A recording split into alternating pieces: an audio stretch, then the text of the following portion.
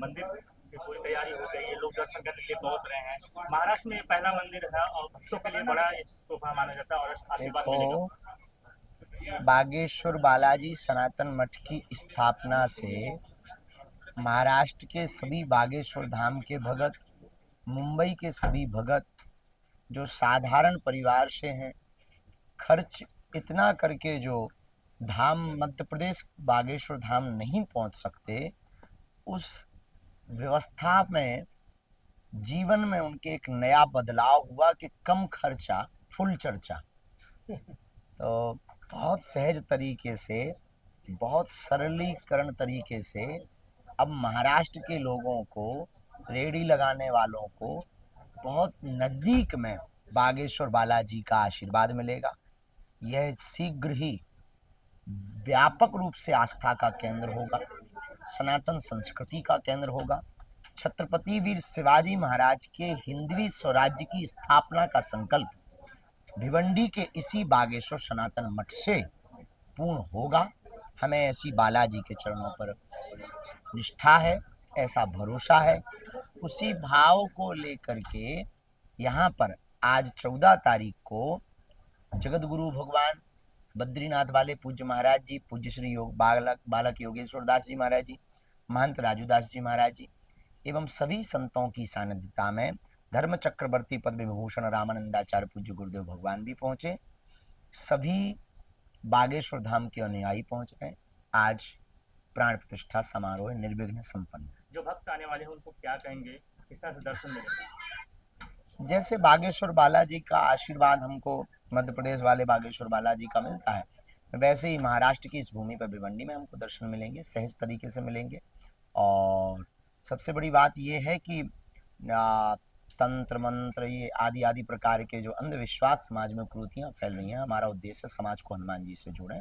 और उसके लिए ये सबसे सुगम रास्ता यही है कि हनुमान जी जैसा कोई दूसरा देवता नहीं है, तो हनुमान जी के चरणों को अगर महाराष्ट्र के लोग हम सब मिलकर के उनके चरणों को पकड़ेंगे तो निश्चित रूप से तंत्र मंत्र के चक्कर में नहीं पड़ना पड़ेगा। महाराज, आपने जो बयान दिया था कि हिंदू गांव बसाएंगे, उसको लेकर अनेक आलोचना आपके ऊपर हुई। क्या हिंदू गांव आप बसाएंगे, उसको लेकर अनेक आलोचना आपके ऊपर की गई थी। हिंदू गांव से तात्पर्य है हिंदुस्तान में रहने वाला व्यक्ति हिंदू है।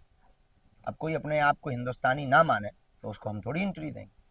बाबा जी, जिस तरह से बंगाल में हो रहा है, जिस तरह से हिंदुओं को ये देश का दुर्भाग्य है कि हिंदुओं का पलायन हो रहा और हिंदुओं की यह डरपोक स्थिति के कारण आज हिंदू अपने अपने घरों को छोड़ने पर मजबूर है।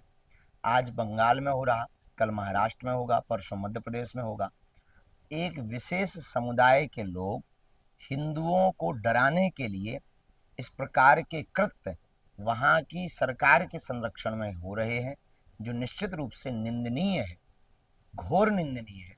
हम समस्त हिंदुओं से यही कहेंगे, केवल एक बागेश्वर बाबा से हिंदू राष्ट्र नहीं बनना है, ना हिंदू बचना है। घर घर बागेश्वर बाबा की आवश्यकता है। आज अम्बेडकर जयंती है, संविधान खतरे में, ऐसा विपक्ष कहता है। वक्फ बोर्ड को चैलेंज किया गया है, किस तरीके से आप देखते हो सर? हम पॉलिटिक्स पर कोई भी बयान नहीं देते हैं, पर आज संविधान निर्माता डॉक्टर भीमराव अंबेडकर की यह जयंती का उत्सव है। संपूर्ण विश्व और देशवासियों को खूब खूब शुभकामनाएं। यह देश संविधान से चलेगा और भारत के लोगों से हम प्रार्थना करेंगे, एक हाथ में संविधान तो दूसरे हाथ में गीता या पुराण होनी चाहिए। बाबा जी, क्या कहना चाहेंगे, मंदिर में अगर मुस्लिम भी आएंगे तो उनका कैसे स्वागत किया जाएगा? जैसे सबका होता है, हम तो कहते हैं तुम लेके आ जाओ, कल ही आ जाओ। हमें उनसे कोई परहेज थोड़ी है ठठरी के बारे। हम तो सबका स्वागत करते हैं। हमें मुसलमानों से दिक्कत नहीं, पारसियों से दिक्कत नहीं, यहूदियों से दिक्कत नहीं, ईसाइयों से दिक्कत नहीं। हमसे किसी को दिक्कत हो वो उनकी निजी पर्सनल दिक्कत है। हमने रहीम को स्वीकार किया, रसखान को स्वीकार किया, APJ अब्दुल कलाम को स्वीकार किया। हम कभी भी मुसलमानों के विरोधी नहीं। हाँ, कायदे में रहेंगे तो फायदे में रहेंगे, ये पक्का है।